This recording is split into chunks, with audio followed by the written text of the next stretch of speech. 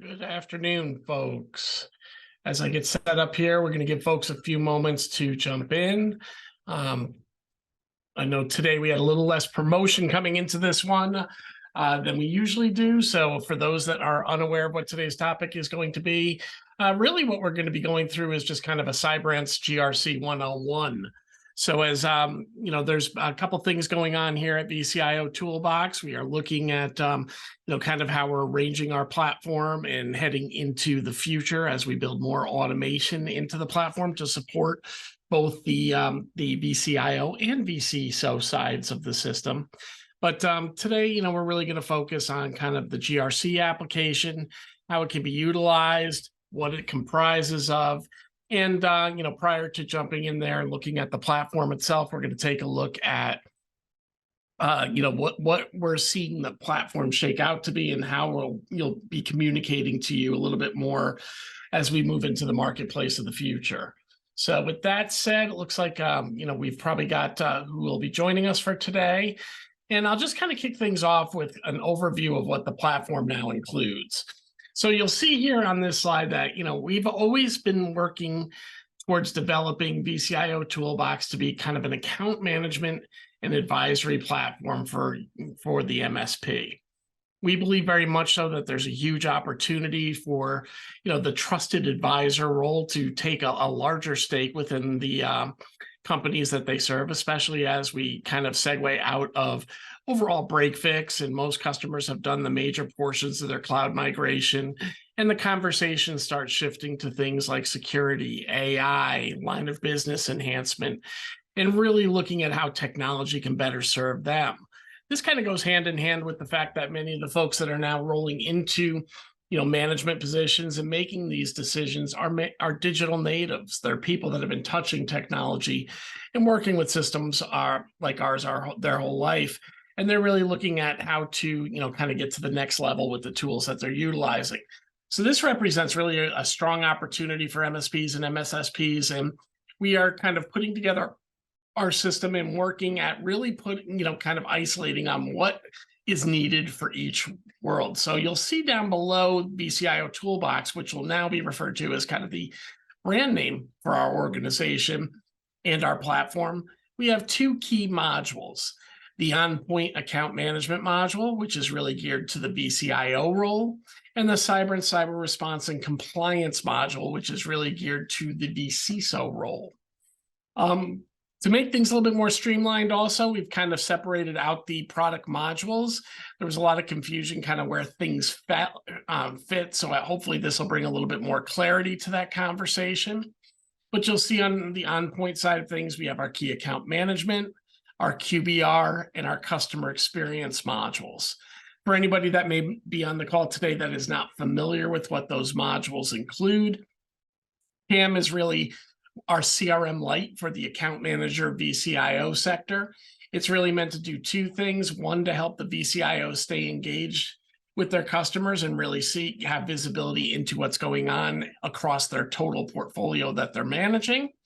And then, of course, it provides management metrics as well within this module to really help business owners and senior leaders in the MSP organization make decisions, be able to hold one-on-ones with their customers, and really get a sense of what their long-term global forecast is.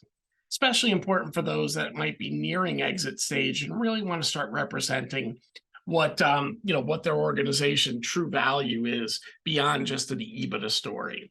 So within the CAM module, just to rehash again for folks that might not be aware of what's going on there, we really have three components. We have an account strategy component in there where you can go and do deep dives on each one of your individual customers. I do things like a SWOT analysis, do an account rating on that client, and help yourself stack rank those clients and find the people in the middle that might be ready to be elevated. And our business canvas tool really gives you good insight into, how that customer operates. We're seeing a lot of our VCSO teams really gravitating to those kind of, the business canvas model, which is a, world-renowned business model used in a lot of MBA teachings.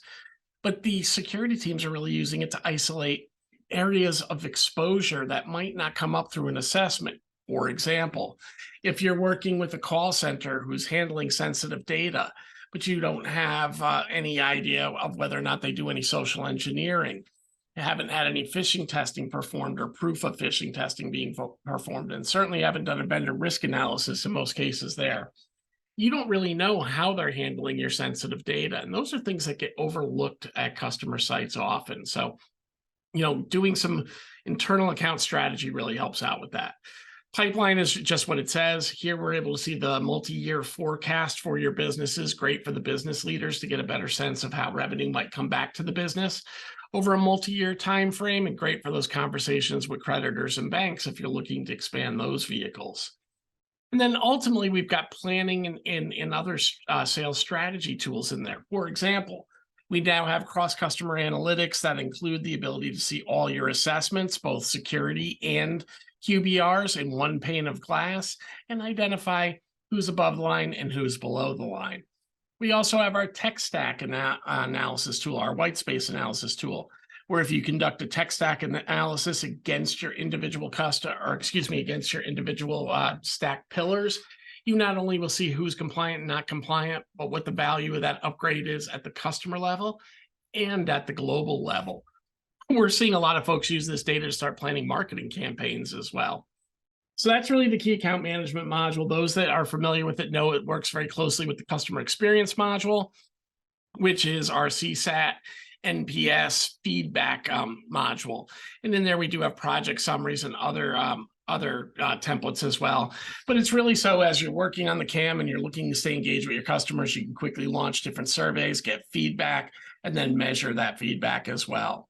And then the QBR module is pretty self-explanatory. Our process is we build a joint client strategy with the customer, conduct that QBR, do that assessment and identify gaps, run your asset policy manager, and then ultimately create your roadmap. So from here forth, we'll be kind of referring to the VCIO tools as on-point account management.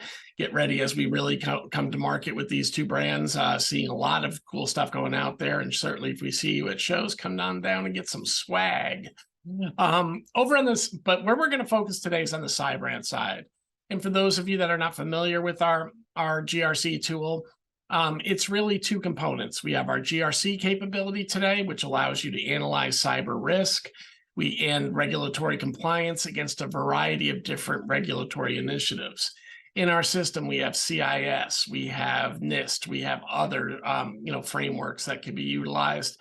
And then on the regulatory compliance side, and then on the other module we have within our system is TPRM, third-party risk management. Here you can launch full vendor assessments and engage your customers in those surveys so you can help your customer or even yourself internally get a better analysis of where risk might live amongst your supply chain and how you're going to manage that risk. Coming soon in the next couple of weeks within Cybrance, you will also see a risk analysis tool where you can really manage risk for your customers, do a proper risk analysis, look at the threats that they may be facing, and kind of determine your tolerance for each one of those threats. So stay tuned on that. But today we're going to focus on the GRC tool and really just kind of walk through what it includes and how we can kind of launch and conduct an assessment. So when you come into the GRC tool, you will land here. This is our landing dashboard. And on this dashboard, you'll get a sense of kind of in-progress assessments, completed assessments, and how many templates you might have in your library. We do provide you with the majority of the templates that are in the library, but you do have the ability to build your own custom templates as well. Over on the right-hand side, you will notice that you can see any of your in-progress assessments. So you can quickly jump into a customer, take a look at them. Actually, of course, I picked one that I'm trying a new template on, but you can come in here, look at their different assessment and kind of launch your work that way if they've already been met with.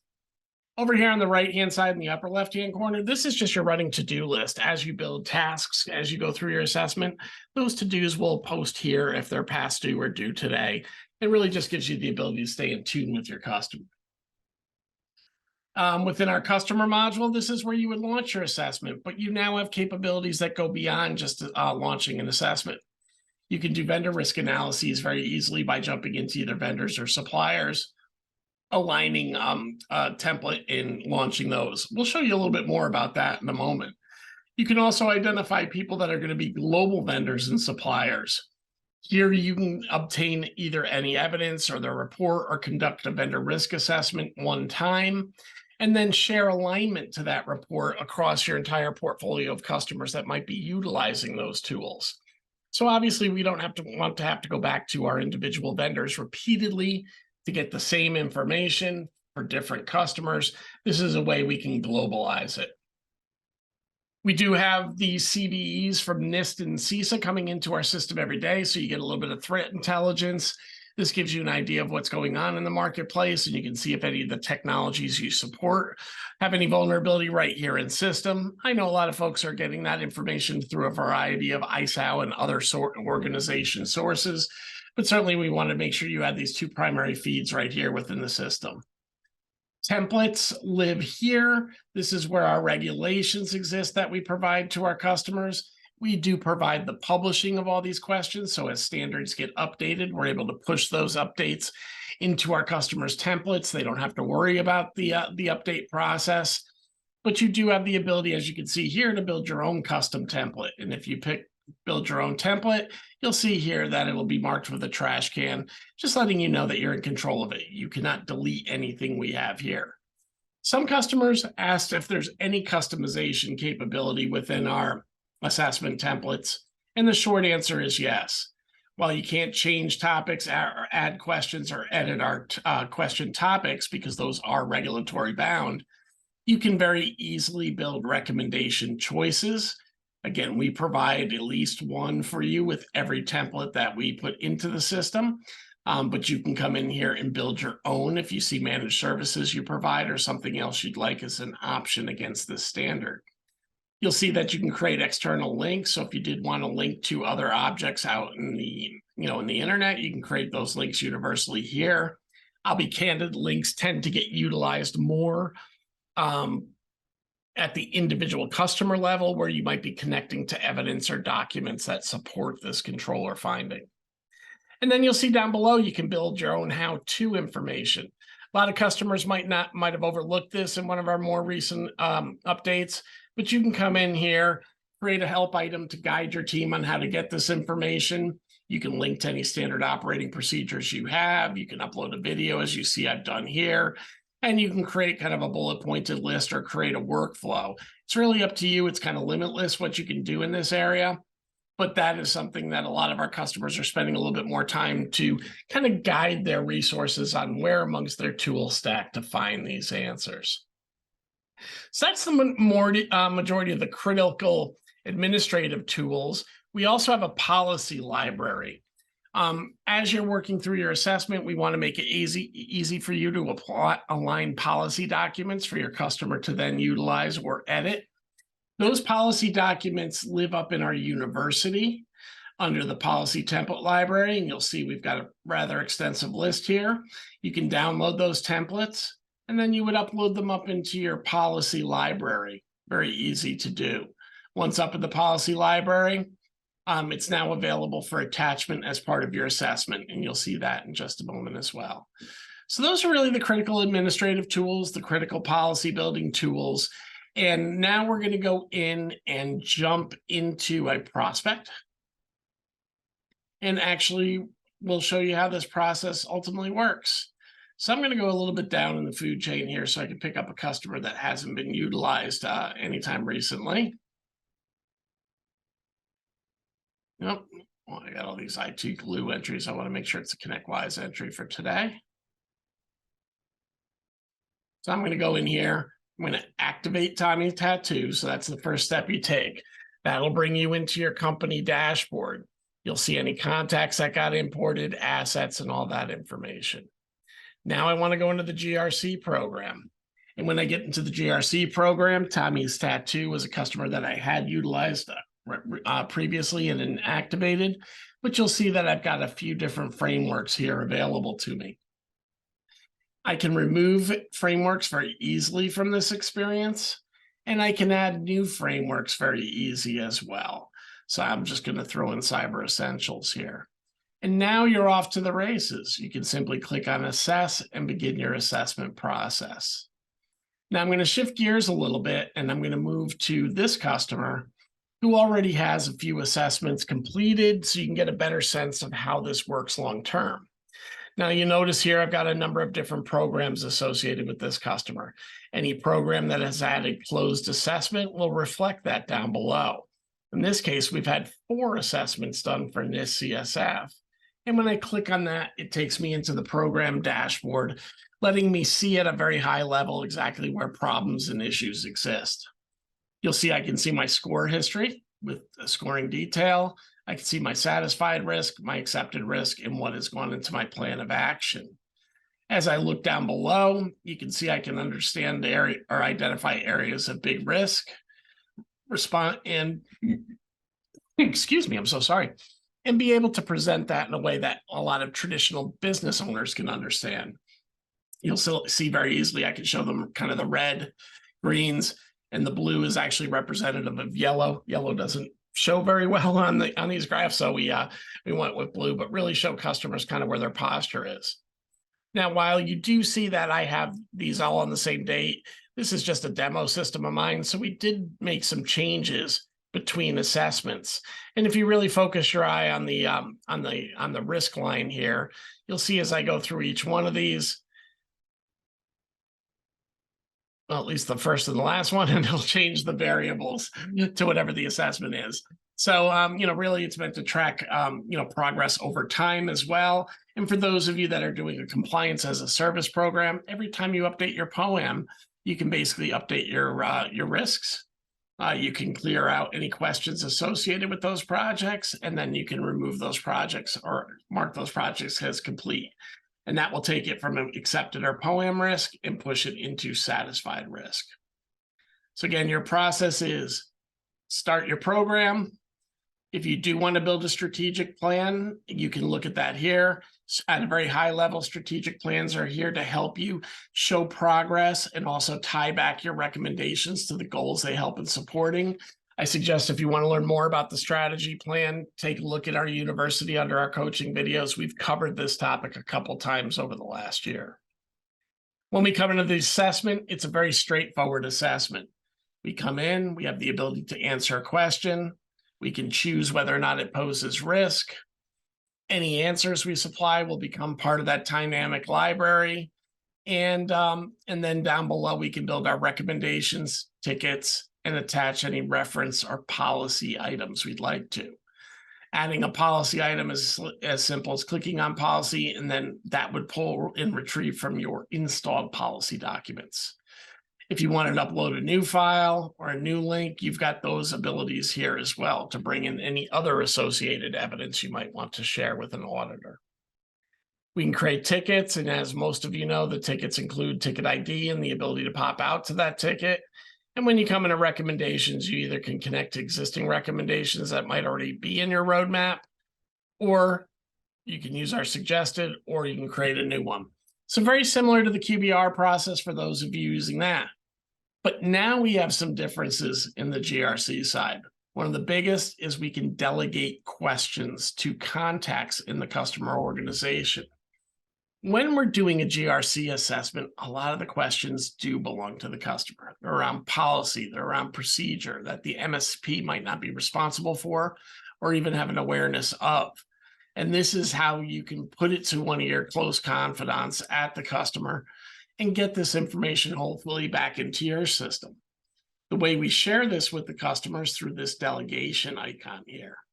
You'll see when I click on delegation, I'm able to see who I've assigned questions to, how many I've assigned, and what their current status in completing them are. You can send notifications and reminders. So if that person is not responding or getting you that information, you can get it up to date. From the customer perspective, they will receive a hyperlink, which will allow them to then access the portal, creating a credential, of course. And once they get into that portal, they can start answering questions. Any questions that they answer will then pre-populate the customer's response as well. So you'll see here, I've got Joey Baggins a couple times, and these are the questions assigned to him. Whatever Joey picks here, again, I'm not able to pick it because I'm not Joey and I haven't sent this to him yet, will pre-populate back here and also cascade across to the assessment. Any notes he provides, I'll show you how we can use that in just a moment. If he uploaded any kind of supporting documentation or evidence, we can retrieve that here. And we can also post any evidence we have for them to look at. And then there's a confidence score. That's just really making sure, if these are standard, standard folk that, if they're not super tech savvy, they can kind of reflect that in their answer and give a little bit lower confidence score into what's going on. So you'll see here, I'm able to see all the different questions. I'm going to be able to see when they were updated. In this case, they were updated and adopted. And, if I go back to the assessment, it becomes really simple to utilize and work with. We can assign the delegates across those questions and then get those out. And when the answers come back, the answers will pre-populate here. You're always responsible for risk. And any notes your customer provided, you can push up into their box if appropriate. Down below here, you've already started the recommendations and tickets, but you can utilize that as well. So those are the areas where you can intersect with your delegates. All right, so let's kind of maybe shift gears, into plan of action. Once you start developing your plan of action from the risk or the cyber assessment, you can come in here, and one big difference from QBR in our system is here you can actually assign the user responsible for executing on this portion of the plan. It is not uncommon your customers can have ownership of a lot of your security assessment. They need to shore up their ship, they need to get their policies into place, that kind of thing. And this really allows us to engage with them through this process this way and assign them in the POAM, so it could be very easy for the auditor to understand, hey, does this belong to provider A or does this belong to customer B?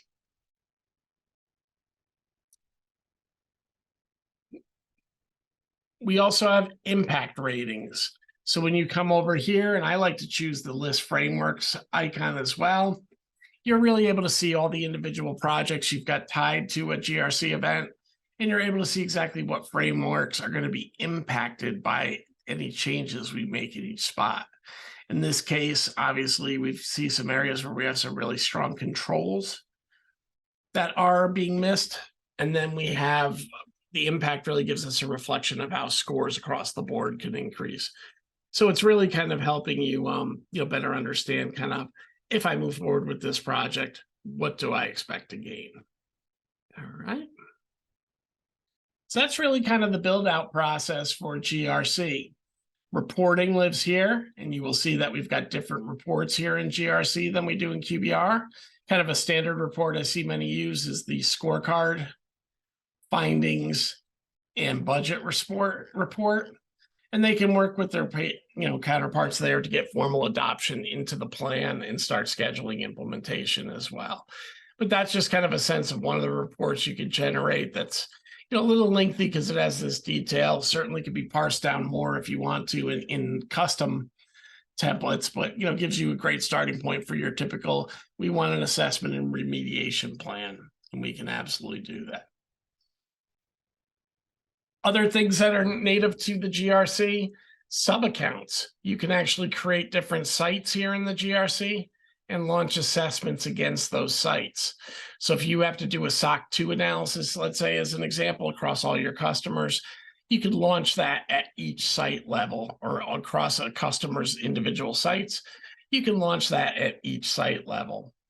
Let's get into third-party risk management. As I showed you a little bit earlier, you would come over to either the box truck or the graph, I believe it looks like here, and you would choose your vendors or your suppliers depending on how you tag them.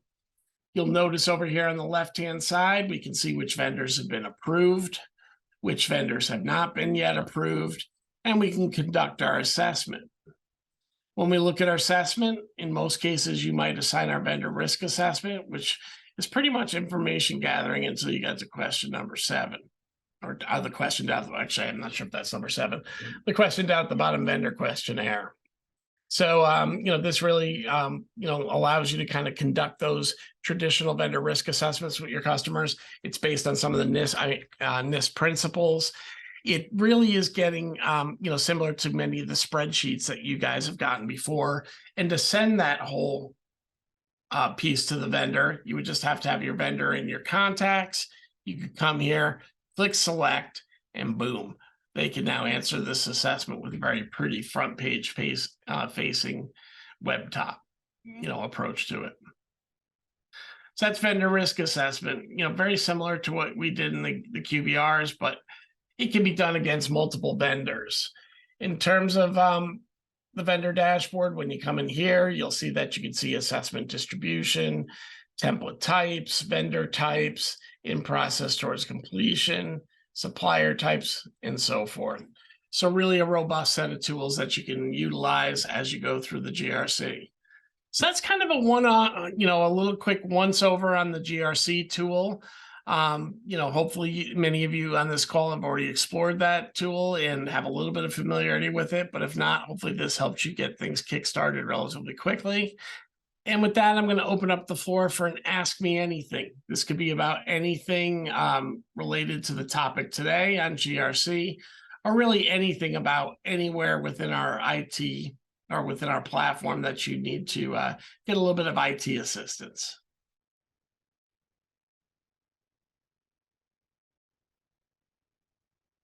Right. So I'm not hearing any questions come in. I'm going to take that as good news today, as we do have a relatively small crowd. And I want to thank everybody for, as always, joining us here each Tuesday at 3 p.m.